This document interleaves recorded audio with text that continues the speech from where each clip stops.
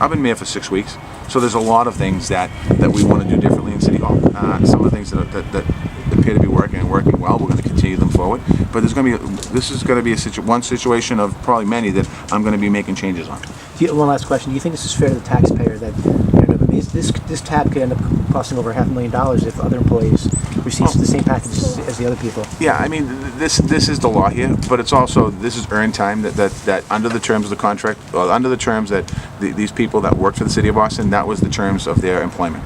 So it's not necessarily an additional increase to the taxpayer, but this is the terms that they worked under. Right. The people that are going to be working under the Walsh administration will be working under different terms. Would that be like the use or lose it term, the private sector? Possibly, yeah. So at least a large part of it. Okay. So in other words, you're thinking of possibly enacting We're going to look for exempt employees. I need a little time to look and see exactly how we're gonna do it. But for exempt employees, exempt from collective bargaining.